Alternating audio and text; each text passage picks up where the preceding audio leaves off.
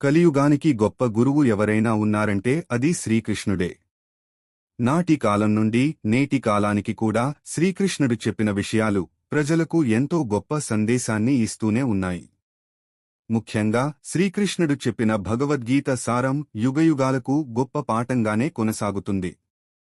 ఇక ప్రతి వ్యక్తి అంతర్గతంగా బలాన్ని పెంచుకుంటేనే నేటి సమాజంలో అన్ని విధాలా దృఢంగా ఉండగలుగుతారు. కాని దురదృష్టవశాత్తు నేటి కాలం మానవులకు లోపిస్తున్నది ఈ అంతర్గత బలమే.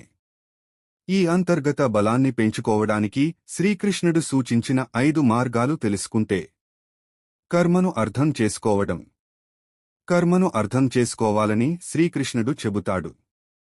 కర్మయోగ ద్వారా కర్మలను అర్థం చేసుకుని ప్రతి ఒక్కరూ తమ విధులను తాము భక్తితో నెరవేర్చాలి. ఇది వ్యక్తికి ఆత్మవిశ్వాసాన్ని ఇస్తుంది. దీని సహాయంతో మంచి జీవితాన్ని గడపవచ్చు. ఆత్మజ్ఞానం. ఆత్మజ్ఞానాన్ని పొందడం ప్రతి ఒక్కరి కర్తవ్యం.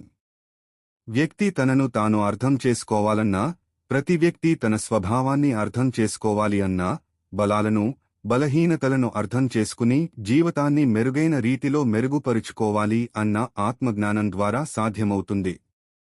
నిస్వార్థం. స్వార్థం లేకుండా జీవించడం మనిషిని మానసిక ప్రశాంతత వైపు, సంతృప్తి వైపు నడిపిస్తాయి. తద్వారా భయం లేకుండా కష్టాలను ఎదుర్కోగలం. జీవితంలో కష్టాలు ఎదుర్కోవడం సహజమని శ్రీకృష్ణుడు అంటాడు.